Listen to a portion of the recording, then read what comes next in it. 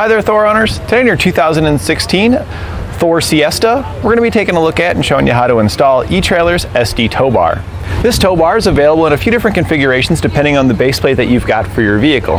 You can get just the regular standard SD tow bar, which will connect to Demco and eTrailer base plates. There's also a version that has the ends that will connect to Roadmaster base plates. And then there's one that's designed to work with Blue Ox and Curt base plates. They both use that same similar end. Our customer has the Curt base plate installed, so we're showing off the eTrailer tow bar for Blue Ox and Curt base plates here.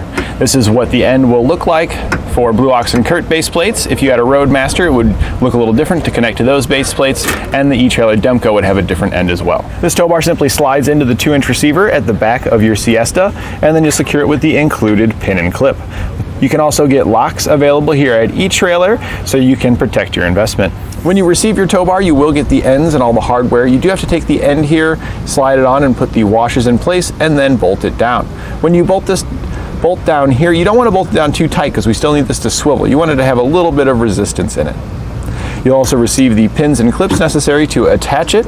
And now some additional features that we have on our tow bar here is that it is a non-binding tow bar, and we can see that here with the release levers on each side. And many of the other manufacturers have larger release lever handles, which you would think would make it easier to get them to release, but I've actually found that the style that's on here works very well because you can kind of just take your hand and give it a little bump, and that actually works really good for getting the arm to release here. What this does is once you go to flat tow your vehicle and you start pulling it, the tow bar is self-aligning, which will bring your vehicle right behind it. The arms will extend and lock into place. Upon reaching your destination, if you're not parked perfectly straight on level ground, there's a good chance that the pin here is going to be in a bit of a bind. You're not going to have this play in it.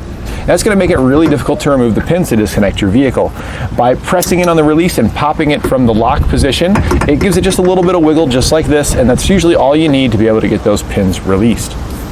Included with your tow bar, you will get safety cables. That's one less thing that you have to remember to purchase for your flat tow setup, and it does have channels on it to keep your cables from dragging down on the pavement. So it's a nice little setup there, giving you a clean look, and that should last longer than many of the other styles that hang down.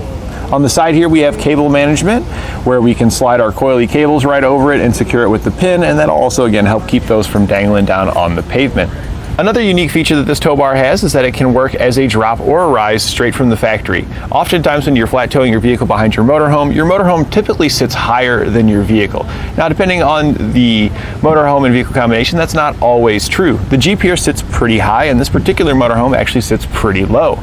We ended up needing a rise to give us a nice level field here, but rather than purchase an additional rise, which in this case we would need either a 2 or a 4-inch to get us close to level as possible, we can use just the tow bar here, because if you look, it has a slight rise to it here, and I did put it in the rise position. When the tow bar comes right out of the box, it's going to be in the drop position because that's the more common scenario, and then this would just be angled down. This part here, if you take these bolts out, you can flip it over to change it between the drop and the rise position. And if we look here as well, this nut, the washer kind of covers it up, but there's a slot there, and it does angle, so you can get up to 3 inches of drop or rise out of it depending on the position you've got.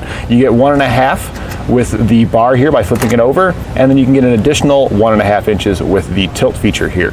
Now, these 2 bolts here for the tilt feature come loose when you get your tow bar, so you can make that adjustment. You want to make sure you tighten those down and torque them to the specifications in your instructions. If you need to flip it over to change it from the drop or the rise, you'll also need to remove this large bolt. This one does come properly torqued when you get it, so if you take it loose, just make sure you refer to those instructions to properly torque it once again. eTrailer's SD tow bar has a rating of 6,000 pounds, which is more than enough to pull our Jeep here, and should be more than enough for most compact vehicles and a lot of SUVs out there. If you have a truck that you're wanting to pull, you may want to consider a larger tow bar with a higher rating. When you're not using your tow bar, you can leave it right here on the back of your motorhome. It has a storage position, which we've got it in now, and if we look, there's a little tab right here, and this is what holds it in the storage position.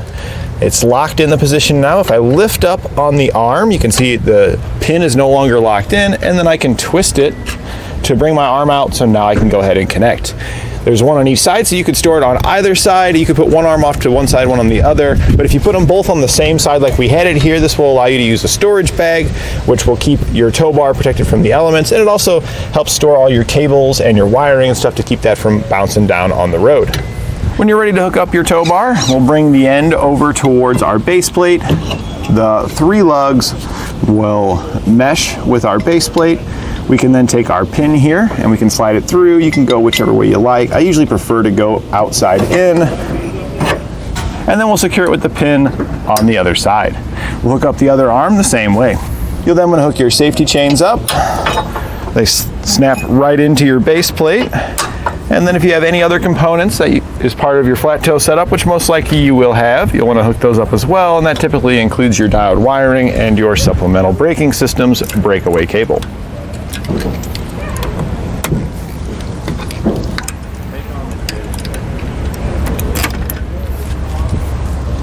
And that completes our installation of eTrailer's tow bar